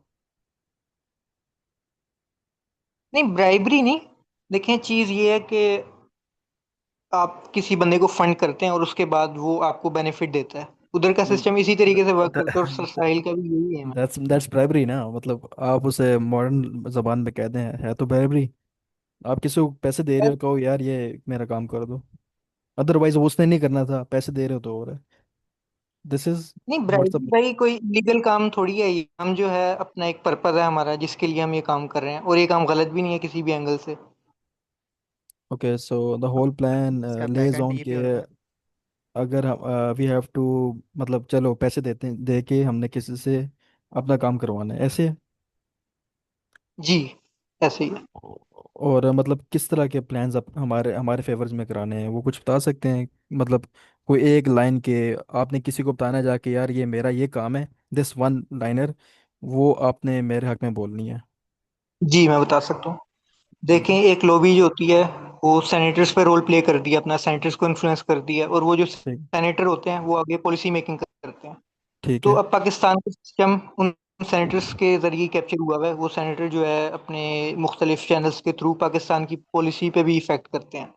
तो ठीक है। अगर हम उन सेनेटर्स को अपने नेटवर्क बना के उन सेनेटर्स पे इन्फ्लुएंस कर लें, यानी कि हम सेनेटर्स को कैप्चर कर लें, तो हम्म। हम उन्हें यूटिलाइज करके पूरी दुनिया का सिस्टम बेहतर कर सकते हैं, और यही एम है हमारा। ठीक है। मैं दो चीज़ें हैं। एक तो ये कि मुझे वो एक कोई पॉलिसी बता दें कि आप उन्हें फॉर एग्जांपल बोलो कि सेनेटर एक्स है, फॉर एग्जांपल मैं बोलता हूँ सेनेटर एक्स, साहब आप हमारे पाकिस्तान के लिहाज से आप ऐसी पॉलिसी बनाएं, जो मैं पॉलिसी लेके आया हूँ, आप बस ऐसी पॉलिसी बना लें, इसकी वजह से पाकिस्तान को बेनिफिट मिल जाएगा या फिर मुस्लिम उम्मा को बेनिफिट मिल जाएगा। सेकंड ऑफ ऑल, ये बात है कि आपको तो पता है, एक जो पूरे जो वर्ल्ड है, specially the Christians and the juice, वो मुस्लिम्स के खिलाफ तो जा ही रहे हैं, ठीक है ना? तो जब वो देखेंगे we are making a policy which is going to benefit the Muslim उम्मा और पाकिस्तान, तो वो तो इस पे फौरी एक्शन लेंगे और देखेंगे, ट्रेस डाउन करेंगे भाई ये कौन पॉलिसी बना रहा है, ठीक है? जो बना रहा है पहली बात तो उसको जाके पकड़ेंगे, और अगर किसी भी तरह करके वो इस पे चंगी अच्छी खासी ना रेजिस्टेंस दिखाएंगे भाई, ये पॉलिसी ना हो। बिकॉज आपको पता है कोई पॉलिसी ऐसे तो नहीं है कि आप जाके साइन कर लो इट गेट्स इम्प्लीमेंटेड। वो 10 जगहों से पहले फिल्टर आउट होती है, देखी जाती है भाई कि इसके आगे आफ्टर मैथ्स क्या होगा, इसके आफ्टर इफेक्ट्स क्या होंगे। और अगर आपको पता है कोई भी चीज़ मुस्लिम उम्मा या पाकिस्तान को बेनिफिट कर रही है, वो तो आपको पता है कि वो तो कहते हैं ऐसे हो भी नहीं सकता ना। How did you even think about that? तो इस चीज़ को हम कैसे टैकल करेंगे? मेरे ख्याल से एक बहुत बड़ा हमारे आगे एक बैरिकेड पड़ा हुआ है। भाई जो आपने बात की कि क्रिश्चियन और यूज जो है वो हमारे खिलाफ हैं, तो मैं आपको बताता चलूं कि जो क्रिश्चियनिटी है ना, तो उसके आज से 50 ईयर्स पहले बहुत ज्यादा शदीद नफरत थी उनमें यूज के रिगार्डिंग। I'm लेकिन sorry, आज जो है not ट्रम्प Jews, क्रिश्चियन होके खुद को कहता है। जी जी। जस्ट द यूएस पार्लियामेंट में क्रिश्चियन जूस को नहीं कह सकता मैं उनको, वो मेरे जो नहीं, मैं आपको गलत बताता अल्फाज हूं निकल ना। गया। जस्ट द यूएस गवर्नमेंट आप ये कह लेते हैं, मोटी मोटी बात, द यूएस गवर्नमेंट आपको पता ही है हमारे कितने खिलाफ है। अगर हमारे साथ देती भी है तो आपको पता है उसके आपको पीछे जो है कोई ना उनका कोई। प्रेजेंट, एक मिनट में मुझे आपकी बात समझ आ गई। जी जी। मैं आपको ये बताना चाह रहा हूँ कि 50 सालों में यहूदियों ने जो है पूरा पैराडाइम चेंज किया है। और वो किस तरीके से किया, वो इसी तरह नेटवर्क्स बना के किया है। और ये लोग हम्म, जो है पैसे के लिए अपना दीन ईमान बेच सकते हैं। आज जो है ट्रम्प क्रिश्चियन होके कहता है कि मैं जो हूँ सबसे बड़ा जायनिस्ट हूँ। बिल्कुल। और जो बाइडन के भी यही अल्फाज हैं। हम्म, तो जब आपके पास पैसा हो तो आप कोई भी चेंज लाने में, यानी कि आपको मुश्किल नहीं होती। ठीक है, सो यू आर और सेइंग आपका कि पहला अगर हम। क्वेश्चन क्या था? जी। पहला क्वेश्चन यार मेरा ये था कि ऐसी कौन सी फॉर एग्जांपल पॉलिसी हो कि मैं आपको कहूँ यार कि फॉर एग्जांपल जस्ट एग्जांपल कि यार ट्रम्प हमारे अपने टैरिफ्स कम कर दो, ठीक है ना? चलो मैं आपको तो एक मिसाल देता हूँ, एक मिसाल जी देता हूँ मैं आपको। जी। आप लोगों को पता है, आपको पता है कि इसराइल की जो फाइनेंशियल एड है और बाकी मिलिट्री एड भी वो हम्म, अमेरिका सेंड करता है, और वो सारे सेनेटर से मंजूर होती है। ठीक तो है। अगर तो आप सेनेटर को कैप्चर कर लेते हैं तो आप उस एड को रोक सकते हैं। बहुत इजी काम है ये, कोई इसमें रॉकेट साइंस नहीं है। अगर ठीक है। आपके पास मेजोरिटी आ जाती है तो आप उस एड को जो कि इसराइल में जारी है उसे रोक सकते हैं। और इसी तरह से बाकी कुछ बाकी चीज़ों पे भी आप आवाज़ उठा सकते हैं। ठीक पाकिस्तान है। की जितनी भी पॉलिसी मेकिंग है या पाकिस्तान पे जो रिस्ट्रिक्शंस लगाई जाती हैं उन्हें हटाया जा सकता है इस तरह से, सही। क्योंकि कई सेनेटर मंजूर करते हैं ना उन बिल्स को जो रिस्ट्रिक्शंस वगैरह लगती हैं। एग्जैक्टली। तो पूरे यानी कि समझ सिर्फ पाकिस्तान को नहीं, पूरी जितनी भी मुस्लिम वर्ल्ड है, तो उसका पैराडाइम चेंज किया जा सकता है इस तरीके से। Got it. अच्छा, अराउंड कितने सेनेटर्स हमें खरीदने के लिए या फिर मनाने पड़ेंगे in order to make a policy, या फिर उसको एग्जीक्यूट करने के लिए पॉलिसी के लिए कितने सेनेटर्स हमें चाहिए होंगे अपनी फेवर में? आई थिंक अभी 60% है, यानी कि 60% मेजोरिटी होनी चाहिए उधर। मतलब 60% सेनेट आप मतलब बाय करोगे, और तब जाके हमारे फेवर में कोई बात निकलेगी जो इफेक्टिव होगी, ऐसा ही है? सर साहिल का वैसे जो एम है उसमें एक चीज ये भी आप ध्यान में रखें कि वो कहते हैं कि हमने ना 22,000 लोग कुछ खास जगहों पे प्लेस करने हैं। अच्छा। तो मे बी उसमें सर साहिल का जो एम है वो ये भी हो कि हम डायरेक्टली अपने लोगों को इस तरीके से ट्रेन करेंगे कि वो सेनेट का भी पार्ट बने। तो दैट्स अ हमें लॉन्ग टर्म सिर्फ प्लान। इस चैनल, हाँ इस चैनल नहीं, हाँ बहुत बड़ा नंबर है, 22,000 लोग उन्हें ट्रेन करना भी एक लंबा प्लान है। इट्स नॉट सर अबाउट साहिल के ट्रेनिंग, इट्स मुताबिक तो अबाउट के आप वहाँ पे जगह नहीं बना सकते ना, आपको तो पता ही है मतलब। आप खास तौर जैसा यूएस फोर्सेस में जाना आपके लिए नामुमकिन नहीं है तकरीबन, ठीक है ना? भाई इट्स 100 वेरी साल बहुत ही ना। बहुत लक वाली बात है। हाँ, अगेन आई विल से कि लॉन्ग टर्म प्लान है, बट कैसे होगा? मतलब मुझे कुछ समझ नहीं आ रहा कि 22,000 लोग, ठीक है आपने अपने बंदे बिठा दिए वहाँ पे, तो आपको नहीं लगता कि जो एक एनिमी बेस में, आप एनिमी बेस ही है ना, एनिमी बेस में आप अपने बंदे बिठाने जा रहे हो? फॉर एग्जांपल आपको को क्या है पाकिस्तान में ना यार कि अब गोरे लोग भी हम ना अपने सेनेट में डालेंगे। आप घर पे बैठे हुए आप कहोगे यार ये क्या हो रहा है, ठीक है ना? सेनेट का बंदा दूर की बात है, आप घर में बैठ के यार एहतजाज करोगे यार ये इन्होंने गोरा बंदा डाल कैसे लिया अंदर, ठीक है ना? एक हो गया, दो हो गया, ठीक हो गए। 22,000 लोग या फिर 60%, चलो 40% भी कैप्चर करना सेनेट को is a very big thing. आप 20% तक जाओगे, पब्लिक को भी समझ आ जाएगी what are you guys doing, ये क्या हो रहा है, पाकिस्तानी लोग हमें हमारी सेनेट संभालेंगे। अपने आप को बूट्स में डाल के देख लो कि अगर पाकिस्तान में कहे कि 20% जो अवाम है वो अमेरिका की आके सेनेट संभालेगी हमारी, हम तो पागल हो जाएंगे। सिर्फ मैं ले मैन जो हूँ घर में बैठा हुआ, तो सेनेट जिसको पता है ये हमारा खुला एनिमी है, हमारा ईमान भी इस्लाम भी ये कहता है आपके दुश्मन है खुले, तो वो अच्छी भली रेजिस्टेंस पे शो करेंगे कि नहीं हो सकता ऐसे, आप लोग यहाँ एंटर नहीं हो सकते, या फिर सिर्फ कोटा फिक्स कर लेंगे कि ना फॉर एग्जांपल 3 या 4% आप सिर्फ अंदर आ सकते हो, उसके बाद आप नहीं आ सकते। So how are we gonna tackle them? Train तो बंदे हम कर लेंगे, हमारे पाकिस्तान टैलेंट बहुत है, ठीक है, लेकिन आगे के दरवाजे कैसे खोलेंगे? इसमें ना एक चीज़ आती है, अगर मैं थोड़ा सा ऐड करूँ ना, अगर आप श्योर श्योर। हिस्ट्री देखें ना कि 100 साल के अंदर जो हमारी आज इमेज है ना, जो लगाया हुआ है कि भाई मुस्लिम्स आर टेररिस्ट, इससे हम्म पहले इससे सही कहीं ज़्यादा हद तक बुरी यहूदियों की इमेज थी। हम्म वो भी उनके सामने, क्रिश्चियन के सामने, मुसलमानों के सामने नहीं। ठीक है, बिल्कुल। मुसलमानों ने तो हिस्ट्री में ऑटोमन्स ने कितना सपोर्ट किया ज्यूज को, इतना क्रिश्चियंस ने नहीं किया होगा। तो एग्जैक्टली। वो उन्होंने खुद उसी सर्कल के अंदर रहते हुए अपने सैनिटरी सिर्फ यूके, यूएस में नहीं, यूके में भी, फिर फ्रांस में भी, फिर इटली में भी, फिर उन्होंने अरब के अंदर भी हर जगह अपनी इन्फ्लुएंस डालना शुरू किया। तो वो क्या कि वक्तन फवक्तन एक जगह पे नहीं, वो एक पूरा उन्होंने कहते हैं ना चेन ब्लॉक बनाई है अपनी। इवन दो हमसे ज्यादा बुरी इमेज में वो लोग थे, तो उनको वक्त जरूर लगा है, उन्होंने ऐसा ऐसा करते करते नेटवर्क बनाने शुरू किए हैं, लॉबीज बनाने शुरू किए हैं, वक्त लगा है। तो ये बात के स्टेप है। आप जिससे बात करो, टैलेंटेड बहुत लोग हैं, वो तो है, लेकिन उन टैलेंट को पहले सामने लाना भी तो है ना, कि वो कॉम्पिटेंट, तो अपनी कॉम्पिटेंसी तो शो करें ना। जब कॉम्पिटेंट हो जाएंगे तो भी इसी उन पोजीशंस पे, उन जगहों पे जाके लग सकते हैं जहाँ पे जाके फिर वक्तन फवक्तन एकदम तो नहीं जाके पेपर साइन किया और ये मेरा ऑर्डर है चेंज कर दो, ऐसे तो नहीं होगा। आपको पता होगा 19, जब हिटलर से पहले की बात है, हाँ बल्कि जब ये ज़ोनिस्ट मूवमेंट शुरू हुई थी, इसके थियोडर हर्जल के बाद की, तो यूके पार्लियामेंट में सिर्फ एक यहूदी था उस वक्त जिसने आवाज लगाई थी कि आप लोग सारे मुल्क डिवाइड कर रहे हो और आपको मुल्क कंट्रीज दे रहे हो, वो लोग दे रहे हो, हमारा घर किधर है, हमारी जमीन किधर है। तो वो एक यूके में पार्लियामेंट के अंदर सिर्फ यहूदी था, मेंबर जो था बस एक था। तो उसने आवाज लगाई थी, उस वक्त उसे किसी ने सुनी ही नहीं थी, उसको इग्नोर कर दिया था। उसके बाद करते करते वो कुछ और मेंबर्स आए, उन्होंने नेटवर्क दोबारा बनाया, इवन दो उसी दौरान मतलब कुछ टाइम बाद उन्होंने हिटलर से मार भी खाई, फिर भी वो लोग उसी चक्कर में लगा रहे। उसके बाद देख लें क्या नतीजा आ रहा है अब तक। तो ऐसे ही होगा ये, वक्त तो लगेगा, लेकिन एकदम से तो नहीं ना होगा। हमने सिर्फ सिर्फ यूएस टारगेट नहीं है, लेकिन हम मेजर गोल जो यूएस या के यूएस और यूके, ये जो मेजर मेजर हब है, यहाँ से अगर हम लोग उन जगहों को रिप्लेस करना शुरू करते हैं जहाँ से वो लोग अपने ज्यूज और Christians, one by one senators तैयार किए जा रहे हैं, बिजनेसमैन तैयार किए जा रहे हैं, कि अगर वो रिटायर हो तो अगला आके खड़ा हो जाए।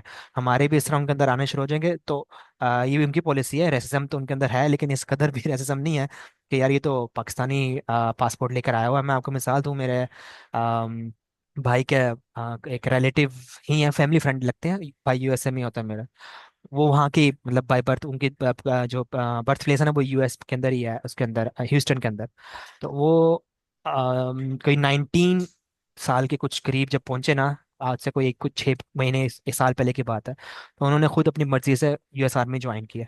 बस वहाँ पर जाके उनको एक अहद देना पड़ता है कि कुछ भी हो आपने यूएस आर्मी को ही सपोर्ट करना है, यूएस का अगेंस्ट नहीं जा सकते। वो तो खैर अपनी नेशनलिटी भी लो, तब भी आपको ये अहद देना पड़ता है।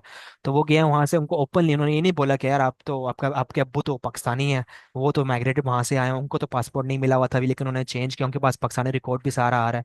उन्होंने कहा कि आप उनके पूरे 1 साल की 2 साल की उसने ट्रेनिंग ली, उसके बाद उसको पूरा ऑप्शन दे के आप ट्रेनिंग में पास हो गए, अगर आप अगली फील्ड में जाना चाहते हो, ये ऑप्शंस हैं आर्मी के अंदर जाने के लिए, तो आप जा सकते हो। तो उस पर टैग नहीं लगा था, या प्रॉब्लम नहीं हुई थी कि भाई आप बैकग्राउंड से तो आप पाकिस्तानी आ रहे हो। तो अजहर कहीं अजहर ना कहीं बस एक, होगा, बट बिल्कुल मेरे बात समझ आ गई है, मतलब मेरे कजन्स भी हैं वो यूके में ना, ये गवर्नमेंट की सीटें वगैरह के लिए उठते हैं। वो बहुत मतलब बहुत लो लेवल की बातें आप कर लो, कम्युनिटी के लिए, छोटे सेक्टर के लिए, छोटे मोटे के लिए कर लो। ऊपर से आप इज़ान आपको भी पता ही है कि अगर आप थोड़ा जूम आउट करो ना वर्ल्ड को, तो एक पूरी वॉर चल रही है, कोल्ड वॉर कर लो या फिर खुलेआम कर लो, मुस्लिम्स वर्सेस नॉन मुस्लिम्स की, ठीक है ना, वो सारे लोग एक साइड पे हैं, मतलब थोड़ा आप थोड़ा जूम आउट करके देखो ना, तो आपको ये नज़र आता है कि वो सारे लोग एक साइड पे हैं और मुस्लिम्स एक साइड पे हैं। बुश की बात देख लो, बुश ने जब 9/11 होने वाला था, ठीक है ना, उसने क्या कहा था, ये पूरी पट्टी हमने उड़ानी है, पूरा मिडिल ईस्ट पाकिस्तान भी उसमें ही है, ठीक है ना। ये नितिन याहू को देख लो, उसने क्या कहा है, ईरान के बाद पाकिस्तान है। और एक उस दिन मैं एक इंटरव्यू देख रहा था, वो एक सेनेटर का था, उसने कहा था कि मैं जब 9/11 हुआ ना, तो उसने कहा कि मैं सुबह ऑफिस में आया हूँ, तो मेरा जो कलीग था, ही सेड गेस व्हाट, मैंने कहा व्हाट, कहता है we are going to war. कहता है विद हु? कहता है अफगानिस्तान। तो कहता है वाई? तो कहता है I don't know but this is the report. कहता है वाकई? उसने कहता है हाँ। तो कहता है मैंने कहा पता नहीं शायद कुछ चल रहा होगा। सुबह आया हूँ तो अगले दिन, द नेक्स्ट डे, दूसरे दिन, 9/11 के सेकंड दिन, थर्ड दिन मतलब, तो कहता है मेरे पास पूरी लिस्ट थी, अफगानिस्तान, सीरिया, लेबनान वगैरह, एवरी एवरी कंट्री जो अब आज हम देख रहे हैं ना, सिर्फ ईरान के अलावा, ईरान भी, ईरान पाकिस्तान सारे मिला के, उसमें सिर्फ एक ईरान बचा हुआ है। उसमें फिर कहता है, मैंने उस पता नहीं किस बंदे से जाके पूछा, उसकी पोजीशन में भूल गया हूँ, और वो इंटरव्यू आप यूट्यूब पे देख भी सकते हो। कहता है व्हाट इज दिस, कहता है कि आई डोंट नो। तो कहता है why are we going to the war, to war with Afghanistan. उसने यही जवाब दिया है कि I guess when you have an hammer every problem looks like a nail. मतलब जब आपके पास हथौड़ी हो ना, तो हर चीज़ ना कील की तरह लगती है, तो आप दिल चाहते है हर चीज़ को मारते रहो बस, बगैर किसी वजह से। तो अगर आप जूम आउट करके देखो ना, तो आपको एक स्पेशली जो वो जो नॉन मुस्लिम्स वर्सेस मुस्लिम ना, एक जंग चल रही है, और ये 20 एक सालों से चल रही है। ठीक है, उनका एजेंडा है, उनके पास रिटर्न फॉर्म में लिखा हुआ है कि we have to destroy them. और आज भी अगर आप किसी उनसे पूछो ना, किसी बड़े अथॉरिटी वाले बंदे से पूछो कि आपको से डर किससे लगता है, they will tell you Islam and especially Pakistan. ठीक है, तो जब ऐसी ऐसे बंदे को आप जब हायर पोजीशन में मतलब आने नहीं दोगे आप, स्पेशली आप हायर पोजीशन, और स्पेशली ऐसी जगह पे जो कि पुलिस में बनाए, और स्पेशली वो बंदा जो पुलिस ऐसी बनाए कि वो पाकिस्तान या मुस्लिम उम्मा को अफेक्ट करे इन अ वेरी पॉजिटिव वे। ठीक है ना, आई नो योर पॉइंट कि we have to try this, but this is a very big tackle जो हमें देखना है। ऑफ कोर्स यार, जी हम जी। एनिमे। अब आप अपने आप को ही देख लो, आप अपने आप को पाकिस्तान में रख के देखो, आप सोचो कि इंडिया के कोई बंदा कोई पाकिस्तान की सेनेट में आके दूर से गुजर के दिखाए आपको कि भाई तू इधर क्या कर रहा है, और ऐसी जगह सेनेट में बैठे जो कि पुलिस बनाए इंडिया के हक में, आप तो कहोगे बाकी सेनेट भाड़ में कि मैं जाके पहले उसे मारूंगा जाके। कॉमन रिएक्शन है बंदे का, ठीक है ना। वो अब कॉमन अब रिएक्शन लेमैन का है ना, वो जो बंदा ट्रेंड हाँ होगा ना ले मैं पर्पस पे, उसका नहीं होगा। सुनो, अब इनका देखो, अब ये आम इसके बंदा लिए जो है जॉर्ज ना, गैलोवे बहुत अच्छी मिसाल है ना, केस स्टडी के, अब आप ये पर्पस देखो, से हटे तो किस तरह फिर निकाले जाते हो लॉबी से। आई आई गेट यू। ठीक है, हम देखो सिख जो हैं वो भी हमारे उस दिन दुबई प्लाजा गया हूँ, मैं इस्लामाबाद में रहता हूँ, तो वहाँ सिख जो है दुकानें खोल के बैठे हैं, वो अगर इलेक्शन भी लड़ रहे हैं किसी जगह से, मसला नहीं है। मेरे दोस्त हिंदू है, वो वहाँ पे अपने सिंध वाले इलाके में रिप्रेजेंट करते हैं किसी पार्टी को, और मेरे पीपीपी को ही करते हैं, वहाँ से इलेक्शन लड़ते हैं। और वो वहाँ के कोई जो हमारे जैसे पीर होते हैं उनका कोई पंडित देते हैं, हम तो उसको पंडित ही बोलते हैं मजाक में। तो मसला नहीं है, वो करते रहे वहाँ पे, लेकिन एक माइनॉरिटी लेवल पे वो अपनी अपने कर रहे हैं काम, हम भी कह रहे हैं करते रहो, मसला नहीं, हमें भी मसला नहीं, तुम भी हमें तंग ना करो। लेकिन आप किसी हिंदू को ना उधर नहीं देखोगे ऐसी जगह पे जो कि इफेक्टिव हो सकता है। ठीक है, तो same is the case with America, USA, all the Europe, जितने भी नॉन मुस्लिम कंट्रीज हैं, हम वहाँ तक जा सकते हैं इन अ वेरी माइनॉरिटी लेवल। लेकिन बड़े लेवल पर जाने के लिए ठीक है ट्रेनिंग है, लेकिन we need a very solid plan, solid bullet proof plan, exact step by step. इधर जाएंगे, इधर से इधर जाएंगे, इधर से इधर जाएंगे। इमेज अच्छा बनाना काफ़ी नहीं है, बिकॉज उनका एक मिशन है। इमेज तब आप अच्छी बनाते हो ना जब अगले बंदे का मिशन अच्छा, मिशन कुछ भी ना हो, वो क्या, वो बाय न्यूट्रल बंदा हो। वो कहे ठीक है यार, इस बंदा, ये बंदा कल को बुरा था, अब इसके कागजात कैसे हैं, अच्छे हैं, ओके ठीक है।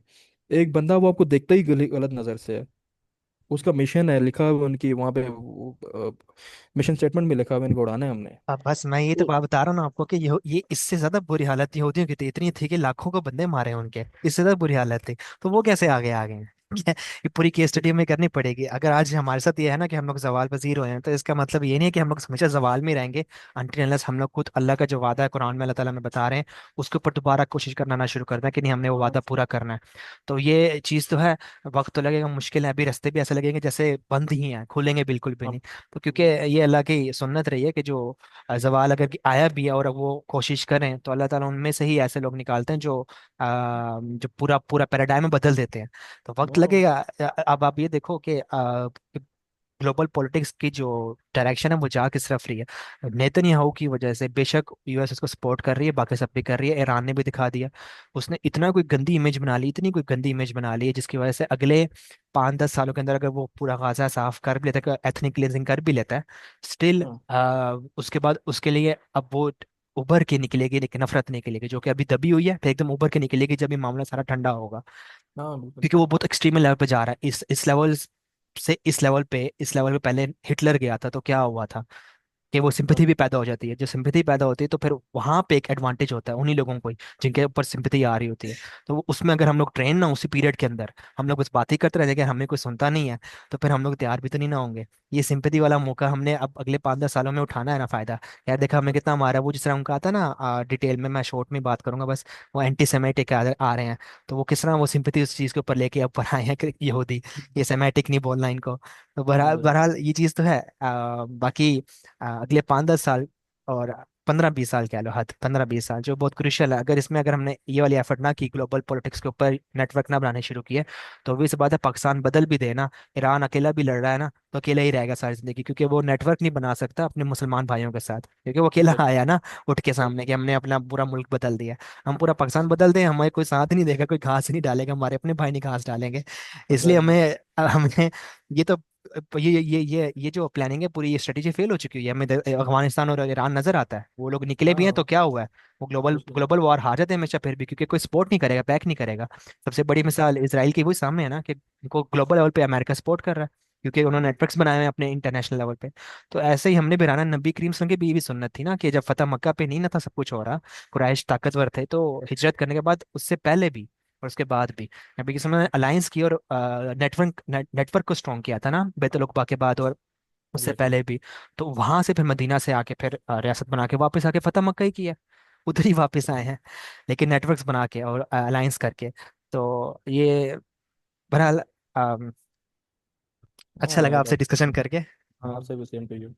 जज़ाकल्लाह बात खैर। करें इंशाल्लाह, अल्लाह में हमारे कामों में आसानी पैदा करे। बस अल्लाह ताला हम काम में आसानी भी पैदा करे, हम सबको अल्लाह ताला थ्रू कुरान कॉम्पिटेंट बनाए इंशाल्लाह। तो हाँ ये सब चीज़ हैंडल करनी आ जाती हैं कि किस तरह ये जो नफरत वाला पहलू आ रहा है उसको कैसे बदलना है। हम लोग कुरान से कॉम्पिटेंट नहीं ना हो रहा, असल प्रॉब्लम ये है। हाँ बिल्कुल, वो वहीं पड़ा है कुरान उसका में तो। अल्लाह ताला ने बता दिया कि बनी इसराइल के ऊपर सवाल क्यों आएंगे और हमारे ऊपर क्यों आएंगे, वो अल्लाह ताला ने वादा में बताया हुआ, हम लोग वो वादा छोड़ के बैठे हुए हैं। एग्जैक्टली। सूरत अच्छा मायदा यार में अल्लाह जान, ताला। जी जी। सॉरी, एक पॉइंट मेरे दिमाग में है, वो आप सेकंड में आंसर कर देना फिर ठीक है। मैं वो बनी इसराइल बार बार देख रहा था, तो मैं दिमाग में मेरे एक क्वेश्चन आया कि सिर्फ इसराइल के लोगों को बनी इसराइल क्यों कहा हुआ है, बनी मक्का क्यों नहीं कहा गया, बनी मदीना क्यों नहीं कहा गया, वाई ओनली बनी इसराइल, किसी भी और इलाके को बनी क्यों नहीं कहा गया, बनी इसराइल ही क्यों कहा गया, वो what's so special with those people, मतलब उनका क्या सीन है, इफ यू हैव एनी मैं नहीं नहीं, एक्सप्लेनेशन ऑफ। मैं आपका सवाल अंडरस्टैंड नहीं कर सका, थोड़ा दोबारा बताइएगा। जी जी, मैं कह रहा हूँ कि हम जब कुरान पढ़ते हैं तो इसराइल के लोगों को बनी इसराइल के लोगों से मुखातिब किया जाता है, ठीक है ना। इसके अलावा कहीं भी अल्लाह ना बनी मक्का नहीं कह रहा, बनी मदीना नहीं कह रहा, कहीं भी किसी भी और इलाके को उसके इस तरह मुखातिब नहीं कर रहा बनी मक्का कह के, जिस तरह फॉर एग्जाम्पल तो बनी इसराइल ही सिर्फ क्यों कहा गया है, और कहीं पे किसी इलाके को बनी से क्यों नहीं खिताब किया गया है क्या। हम्म। तहकीक करने वाली बात है कुरान से, लेकिन अब तक जो मैं पढ़ रहा हूँ ना, वो मुझे मेरे सामने यही चीज़ आई है हिकमत के, जो इस साइड के लोग थे। एक सेकेंड, थोड़ी नो वरी। आवाज़ में। कुछ मैं बताऊं जी जी श्योर इसके कोई बारे भी। में। हाँ, बनी इसराइल इसलिए कहते हैं कि जो हजरत याकूब अलैहिस्सलाम जो थे ना, उनका लक़ब इसराइल था। और जो हजरत इसराइल जो हजरत याकूब अलैहिस्सलाम है ना, उनके बाद से जो तमाम अम्बिया है वो बनी इसराइल से ही आए, तो इसलिए उन्हें बनी इसराइल कहा जाता है, क्योंकि तमाम पैगंबर याकूब अलैहिस्सलाम की औलाद से ही आए। और जो हजरत इसहाक अलैहिस्सलाम और जो थे, और हजरत इब्राहिम के बेटे इसहाक अलैहिस्सलाम और इस्माइल अलैहिस्सलाम, तो जितने भी पैगंबर आए वो याकूब अलैहिस्सलाम से, इसहाक के बेटे याकूब अलैहिस्सलाम से आए। सिवाय हजरत इस्माइल अलैहिस्सलाम जो थे, उनमें से ज्यादा नबूवत किसी को नहीं मिली। तो हजरत मोहम्मद सल्लल्लाहु अलैहि वसल्लम आखिरी नबी जो थे हमारे, हम्म। मोहम्मद सल्लल्लाहु अलैहि वसल्लम, वो हाँ, बनी इसराइल से थे। अच्छा, इसमें तो एक ज्यादा हिकमत जिक्र ये भी बनी है। इसराइल का। अच्छा एक सेकेंड, मुझे इको बहुत हो रही है, ये मैं इसलिए चुप कर रहा हूँ। यही। हाँ, मेरी आवाज़ क्लियर है। जी जी यार। अच्छा, मेरी तरफ इको काफ़ी हो रही थी। अच्छा, तो ये जिस तरह अभी सिस्टर ने बात की, ये तो बिल्कुल है जनरल, बिल्कुल ठीक बात उन्होंने की है, लेकिन एक हिकमत मुझे और नज़र आती है यहाँ पे, कि बनी इसराइल जो है वो कौम स्पेसिफिक कौम चलती आ रही थी ना, जो कि उनके ऊपर अल्लाह ताला ने काफ़ी अनबिया भेजे। उनकी रीज़न ये है कि उनके जो उनका ओरिजिन मिलता है ना, वो जाके हज़रत नूह अलैहि सलाम से मिलता है। कि हज़रत नूह अलैहि सलाम के साथ उनके आबा व अजदाद हज़रत नूह के साथ जो कश्ती पे सवार थे, वो वहां से चलते हुए आ रहे हैं, वो पूरी कौम चलती आ रही थी। तो अल्लाह ताला ने जो एक किया था कि हज़रत इब्राहिम अलैहिस्सलाम के बाद से जो फेज शिफ्ट करना था, और उसमें खास हज़रत इब्राहिम अलैहिस्सलाम की दुआ भी थी कि काबा को सेंटर पॉइंट बनाना था। हालांकि देखिए बनी इस्राइल इस साइड पे तो नहीं ना आई, वो तो फलस्तीन और इस साइड पे रही है। तो काबा को एग्जैक्टली। सेंटर बनाना था, उनको दावत भी दी कि आप इस तरफ भी हैं, लेकिन वो उस वादे से फिर गए थे, इसलिए उनके ऊपर जवाल आया था। हज़रत सुलेमान अलैहिस्सलाम के बाद भी, उनके बाद भी, फिर हज़रत ईसा के बाद में आके वो और डिवाइड हो गए। लेकिन यहाँ पे इब्राहिम अलैहिस्सलाम की जो असल में चीज़ दुनिया तक चलानी थी ना, वो बनी इसराइल नहीं चलाने थे, वो मिल्लत इब्राहिम चलानी थी। तो वहाँ से इसलिए टाइटल मिलना शुरू हुआ कि हज़रत इब्राहिम अलैहिस्सलाम के जो दीन है, मिल्लत इब्राहिमी या हनफी है, उनके दीन पर चलने के लिए वहाँ पे वो टाइटल मिला था कि इधर से ये लोग आएंगे। तो ये एक रीज़न भी है, इसलिए फिर वो पैराफ्रेज किया जाता है, सेपरेट किया जाता है कि ये बनी इसराइल ये थे, तो बाद में आके यहूदी और ईसाई बन गए। उनको भी दावत ये थी सबको कि आपने आना है तो हज़रत मिल्लत इब्राहिमी के अंदर ही आना है, आपने अलग कोई दीन नहीं बुला लेना। और उनके आखिरी नबी हैं वो हमारे नबी करीम सल्लल्लाहु अलैहि वसल्लम भी हैं। तो वो उस वादे से फिर गए, इसलिए वो टैग उतना ही लेके फिर गए पहले वाले कि वो बनी इसराइल थे, बाद में यहूदी ईसाई। और एक्चुअली जो मिशन था जिस चीज़ के अंदर आना था वो मिल्लत इब्राहिमी था। तो जी आपके जी। नज़रिए कोई और है हिकमत तो ज़रूर शेयर करें।